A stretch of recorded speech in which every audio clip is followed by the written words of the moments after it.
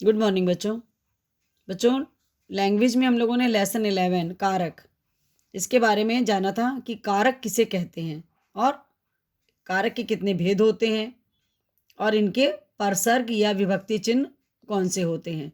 हम लोगों ने बच्चों इसमें कर्ता कारक का चिन्ह ने के बारे में पढ़ा है ना, कि जिस शब्द के जिस रूप से क्रिया के करने वाले का पता चले उसे कर्ता कारक कहते हैं।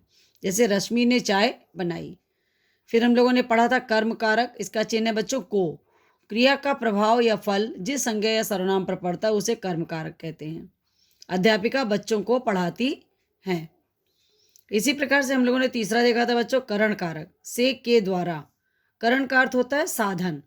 तो जहां पर बच्चों क्रिया जो है वो किसी साधन के द्वारा संपन्न होती है उसे करण कारक कहते हैं। जैसे रोहित बस से स्कूल जाता है। नेक्स्ट हम लोगों ने पढ़ा था संप्रदान कारक, के लिए और को, इसका चिन्ह है। इसमें बच्चा कर्ता जिसके लिए कार्य करता है या जिसे कुछ देता है, देने का कार्य होता है, वहां पर संप्रदान कारक होता है। जैसे डॉक्टर ने मरीज को दवा दी। नेक्स्ट था बच्चों अपादान कारक, से अलग होना। अभी आप लोगों ने पढ़ा था यहाँ पर करण कारक, इसमें साधन का प्रयोग होता है, इसमें इसका चिन्ह भी से होता है लेकिन किसी चीज के द्वारा, साधन के द्वारा, तो यहाँ पर करण कारक हो जाता है। अगर जब बच्चों संज्ञा या सर्वनाम के जिस रूप से अलग होने की, दूरी बताने की, तुलना करने की बात पता चलती है तो वहां पर अपादान कारक होता है और उसका चिन्ह भी से होता है। पेड़ से फल गिर रहे हैं। नेक्स्ट देखिए संबंध कारक। संबंध कारक में का, की, के, इन विभक्ति चिन्हों का प्रयोग होता है। शब्द के जिस रूप से दो संज्ञाओं अथवा सर्वनामों के आपसी संबंध का पता चलता है बच्चों, वे संबंध कारक कहलाते हैं। जैसे रिदम का घर बहुत सुंदर है। अधिकरण कारक, में, पर, ये इसका चिन्ह है बच्चों। संज्ञा के जिस रूप से क्रिया के होने के स्थान व आधार का पता चलता है कि किस स्थान पर क्रिया हो रही है, उसे अधिकरण कारक कहते हैं। जैसे पेड़ पर गिलहरी बैठी है, तो ये कहाँ पर क्रिया हो रही है बच्चों? पेड़ पर, है ना। बैठने की क्रिया कहाँ पर हो रही है? पेड़ पर हो रही है। तो नेक्स्ट है संबोधन कारक, हे, अरे, ओ।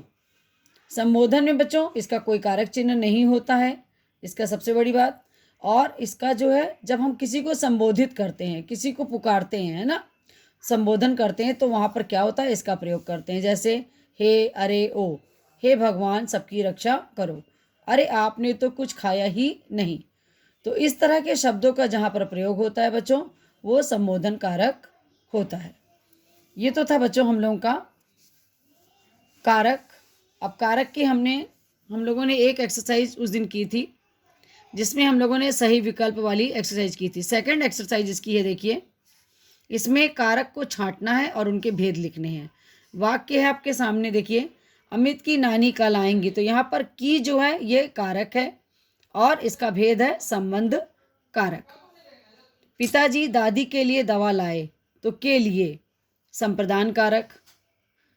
बच्चे छत पर खेल रहे हैं, तो पर कारक है और अधिकरण भेद है। गिलास मेज से गिर गया, यहाँ पे अलग होने का बोध है, इसलिए यहाँ पर से यहाँ लिखेंगे और यहाँ पर अपादान।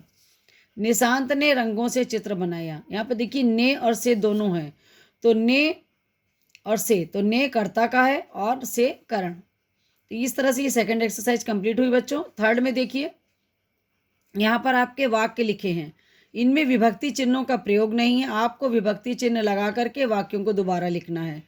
तो माँ के बाद लग जाएगा ने, माँ ने हलवा बनाया। आकाश कार से आगरा गया, बाग में फूल खिले हैं।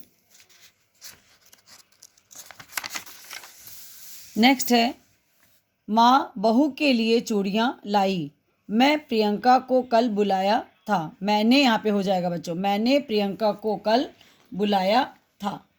नेक्स्ट और लास्ट है बच्चों एक्सरसाइज, कारक चिन्हों के आधार पर कारक का नाम लिखिए। आपको पता ही है, ने कर्ता, को कर्म, के लिए संप्रदान कारक, से द्वारा करण, का की के संबंध कारक, में पर अधिकरण। आपकी बच्चों ये एक्सरसाइज कंप्लीट हो गई। ये सारी चारों एक्सरसाइज आप अपनी कॉपी पर कंप्लीट करेंगे। इसके बाद इसमें आपके 3 क्वेश्चन हैं, ठीक है।